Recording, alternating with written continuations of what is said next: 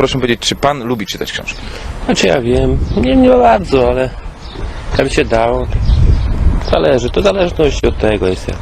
A jeżeli już pan czyta, to najczęściej jakie to książki są? Przynajmniej jakichś tych lepszych lektur, lepszych takich znanych autorów. Tutaj na tej budowie dużo Serbów pracuje.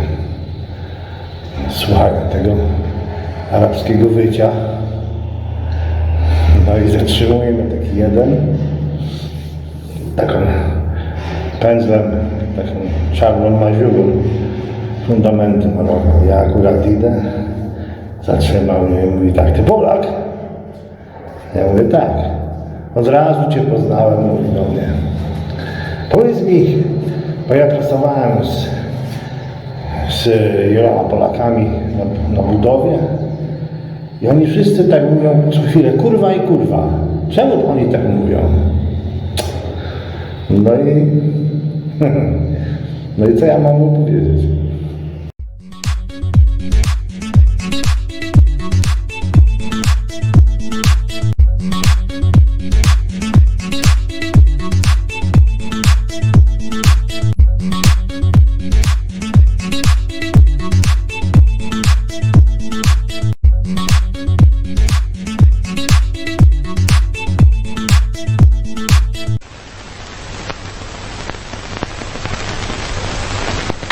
No i wróciłem do seminarium duchownego.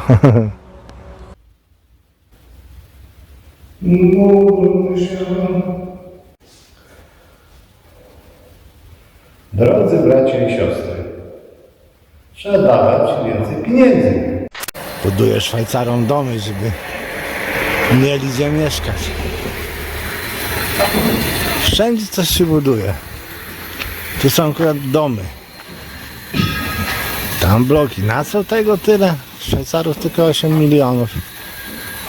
Kto to będzie kupował? O takie będą domy.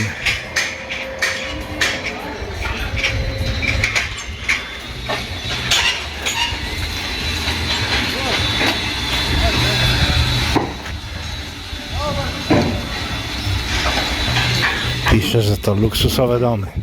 Po tynkowaniu puszka jest cała zalepiona tynkiem. Dzisiaj taka robótka,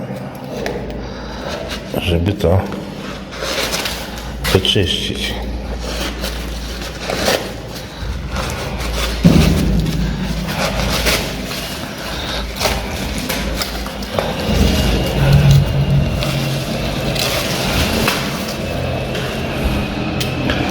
Wystarczy nożyk i trzeba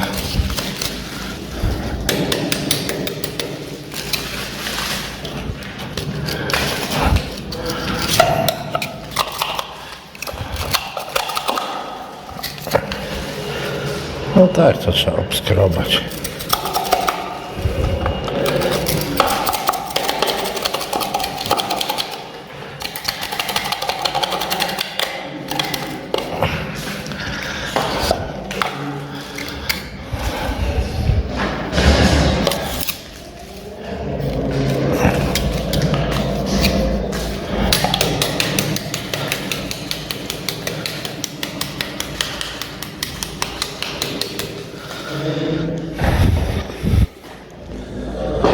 Oni to tynkują maszynami, bierze taką rurę i jedzie po ścianie, zakleja wszystko.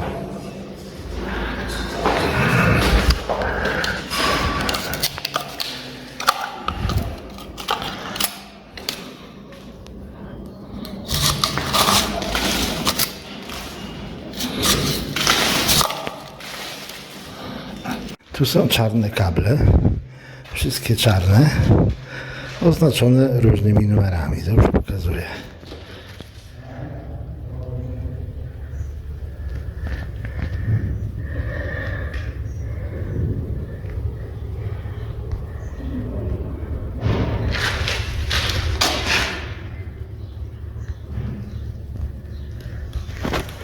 W tym kantonie obowiązuje inny system, o którym powiem później. No tutaj ewidentnie coś się nie udało.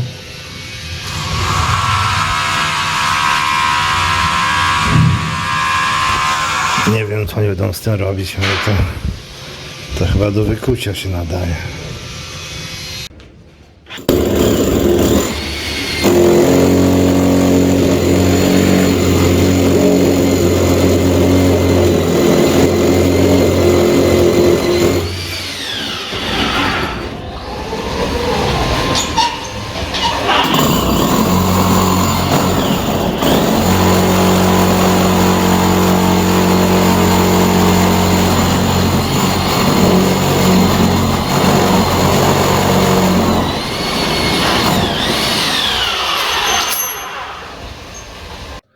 Dzisiaj siedzę w innym samochodzie, bo to jest auto służbowe. Przyjeżdża się na warsztat, parkuje się samochód i odjeżdża się służbowym. Takie rękawice mam, polecam. Mają tylko jedną wadę. Rękawice kupiłem na Allegro po 10 zł za parę. Bardzo dobrze się w nich pracuje, do ciągnięcia kabli, do montowania tras. Bardzo dobre rękawice. To jest skóra, bardzo miękka. Mają jednak jedną wadę, są bardzo nietrwałe. Tydzień czasu to maks, ile da się w nich porobić. A jak mają kontakt z czymś mokrym, z wodą, to się rozpadają po godzinie. Teraz tak, co tu się wyprawia w tej firmie, to ja nie wiem. Bardzo dziwna firma. Firma jest przepisana na młodego. Ojciec przepisał firmę na młodego. Ale widać, że młody to nie ma nic do powiedzenia. Wszystkim rządzi stary. Właściciel jest już dość w podeszłym wieku. Nie wiem, ile ma lat, ale myślę, że po 70. I co zauważyłem wczoraj? Wczoraj przez przypadek zauważyłem, że w piwnicach jest drugi magazyn. Na górze jest jeden magazyn, z którego się tam bierze materiały, a na dole jest drugi magazyn, cały wypełniony półkami, a na półkach stare rzeczy z demontażu, myślę, że 20-letnie, z końca lat 90. Lampy różne, świetlówki, jakieś żarówki. Nie wiem, po co on to trzyma. To przecież nikt już tego nie będzie nigdzie montował. To przecież dzisiaj się montuje lampy LEDowe. Kto będzie starą lampę na żarówkę dzisiaj montował? Po co on to trzyma? To ja nie wiem. Następna sprawa jest taka, że dziwna polityka kadrowa panuje w tej firmie. Ja tu pracowałem wcześniej, później mnie zwolniono, później mnie znowu przyjęto i wczoraj mnie znowu zwolniono. Pracuję jeszcze dzisiaj i jutro. Oprócz mnie przyszedł dzień później taki Włoch, którego też poinformował, że w piątek kończy. I tydzień później taki Niemiec z DDR-u przyjechał i też mu powiedział, że już w piątek kończy. Szwajcar, z którym pracuję, mi mówi, że tu cały czas ktoś przychodzi i odchodzi, przychodzi i odchodzi. 3 tygodnie to maks, kto tu najdłużej pracował. Czemu on tak robi? Nie wiem. A, mówiłem o tych przewodach.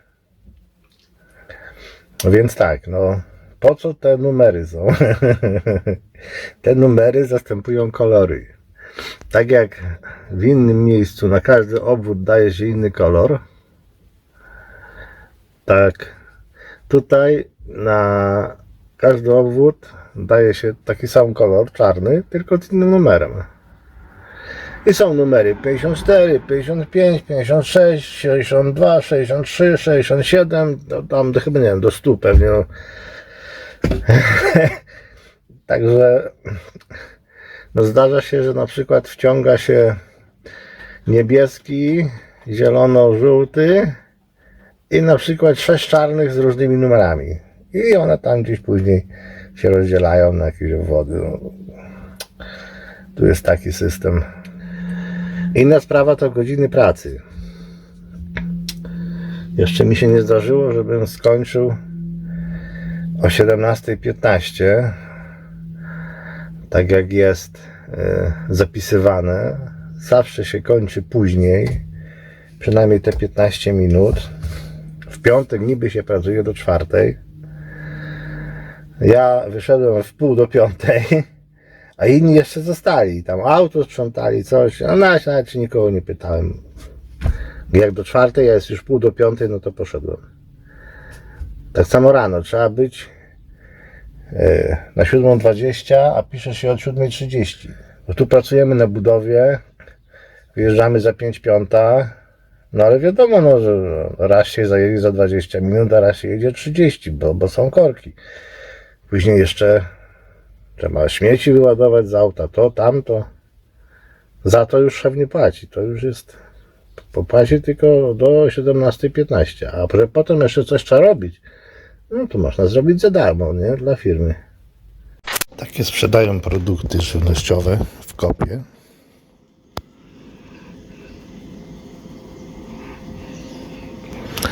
Ja tego nie jem. Ktoś tutaj to je. Ja to raz kupiłem. To się nie nadaje do jedzenia. To tak jak w tym filmie Kariera Nikosia Dyzmy. To jest żywność, ale nie do jedzenia. Tutaj są domy. To 4 domy budujemy. Buduje się 4 domy. Luksusowe, jak pisze tam na szyldzie. A tutaj rolnik prowadzi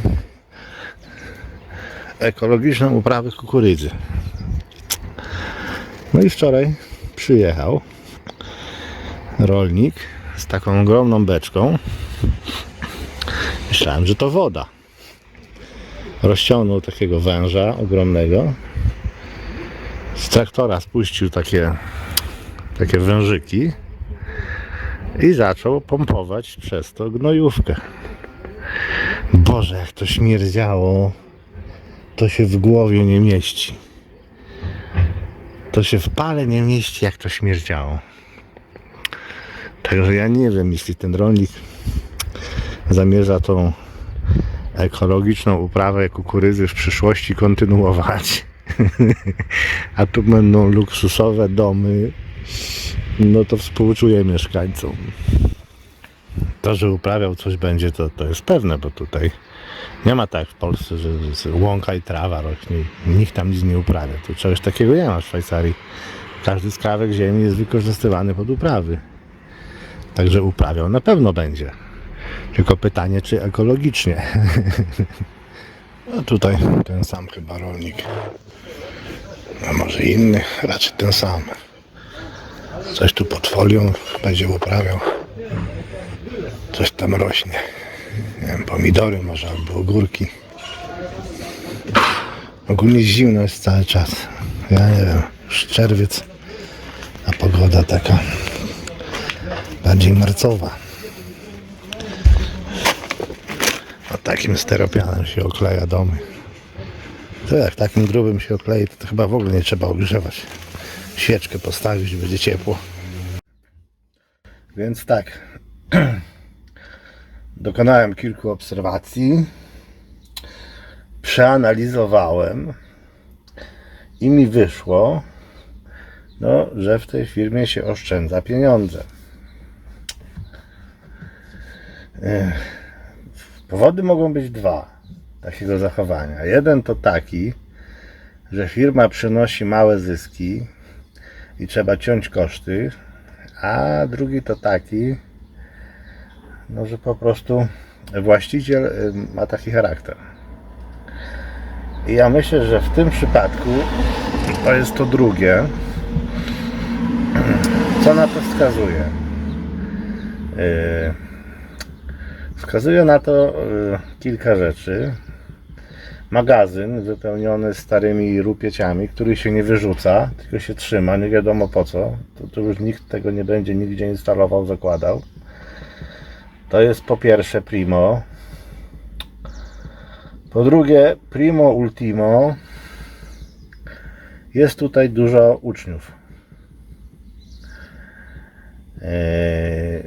Myślę, że większość załogi to są uczniowie, a na pewno połowa. Dlaczego są uczniowie? Ano tu dlatego, że uczeń w Szwajcarii za pracę, ponieważ jeszcze nie umie i się dopiero uczy, dostaje pomiędzy 600 a 800 franków. A tak naprawdę to robi taką samą robotę jak pracownik z agencji za 8000. Dlatego no, są tu uczniowie. Teraz tak, no, ten sposób rozliczania godzin, kiedy szefowi się wydaje, że pracownicy jeszcze pracują, ale już za darmo, jemu tylko tak się wydaje, bo on nie wie o wielu rzeczach. No ale nie będę o tym mówił na filmie.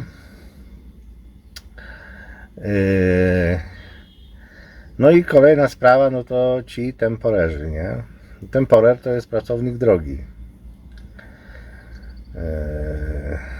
Więc on bierze go tylko, jak już ma nóż na gardle i terminy wychodzą i robota nie zrobiona, więc wtedy bierze temporera. A jak już nie jest potrzebny, bo już jest pewien etap pracy zakończony, to już go zwalnia. Tak jak to miało miejsce właśnie w moim przypadku. Dzisiaj jest piątek, dom jest skończony, następne nie można dalej robić, bo jeszcze nie jest ten etap. No więc mogłoby się okazać, że na przykład przez następny tydzień ja będę się szwendał i bąki zbijał, a za mnie trzeba zapłacić. Więc trzeba mnie zwolnić, prawda? Każdy dzień to są jakieś pieniądze. Przynajmniej te, no nie wiem ile agencja bierze, no myślę, że drugie tyle co ja dostaję, więc jak ja mam 200 za dzień, no to szefa to może kosztować 400 franków za dzień. I teraz co ja o tym sądzę, to w sumie jest nieistotne co ja o tym sądzę. Taki sposób działania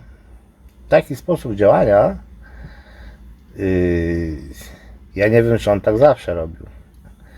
Taki sposób działania jest dobry i skuteczny, kiedy jest duża podaż pracowników. A w tej chwili wydaje mi się, że dużej podaży nie ma, dlatego że no ja w tym tygodniu prawie codziennie miałem 1 lub 2 telefony z ofertą pracy. Oczywiście po całej Szwajcarii, no ale tu temporerzy jeżdżą po całej Szwajcarii, nie? Więc wydaje mi się, że może szef się zdziwić, kiedy będzie chciał za tydzień lub 2 wziąć kogoś znowu do roboty z temporera i się okaże, że nie ma. No ja przyszedłem w tamtym tygodniu w poniedziałek, we wtorek przyszedł ten Włoch i dopiero w następnym tygodniu przyszedł ten jeszcze jeden. Ja go nazwałem Niemcem, bo on tak twardo po niemiecku gada jak te DR-owcy, ale wczoraj widziałem jak z Włochem po włosku gadał, więc już teraz nie wiem, czy on jest Niemcem czy Włochem, nieistotne. W każdym bądź razie na pewno szef zamówił 3, przyszedł jeden, w następny dzień drugi i dopiero za tydzień ten trzeci. Kolega, z którym pracuję, ten Szwajcar, dzisiaj mi opowiadał, ja się nic nie pytałem, nie? Bo mnie to nie interesuje, nie? Daje mi kluczyki, każe mi jechać samochodem, to ja jadę. Nie pytam się, czemu ty nie jedziesz, co mnie to interesuje. No a chłopak taki po 30, no nie wyglądał na takiego, że nie ma prawa jazdy, no ale się nic nie pytałem. Dzisiaj mi się sam przyznał. Mówi, że on jest kibicem i jeździ na mecze. Do Włoch, do Niemiec. Jak są mecze, jedzie tam. No i pojechał na mecz do Niemiec, mówi. Całe Niemcy przejechał. No wiadomo, przyzwyczaił się, bo w Niemczech na autostradzie nie ma ograniczeń prędkości, więc się przyzwyczaił. Wjechał do Szwajcarii i mówi, że 20 km przed domem fotoradar cyknął mu zdjęcie na autostradzie. Przekroczył 45 km. No i zabrali mu prawo jazdy. Groziło mu na rok, bo jak się o 40 przekroczy, to jest na pół roku, a ponad 40 to jest na rok. Groziło mu na rok, ale szef zadzwonił gdzieś tam chyba do sądu i powiedział, no, że on tu pracuje i prawo jazdy jest mu potrzebne do pracy, żeby jeździć samochodem. No i w związku z tym sąd mu przyznał 5200 franków kary i pół roku zatrzymane prawo jazdy. Bo on mi mówi, że normalnie to by było 4000 kary i rok czasu, no ale że mu skrócili o pół roku, no to dostał większą karę. Takie są kary w Szwajcarii za przekroczenie prędkości. A Pan Bóg? Co na to Pan Bóg? Miejscowość Saint-Luc w kantonie Visp, 1900 metrów nad poziomem morza, i z tej oto wysokości dziękuję wszystkim za obejrzenie mojego materiału. Zapraszam do subskrybowania mojego kanału. Subskrybujcie, lajkujcie, komentujcie, a jak się podobało, to łapka do góry.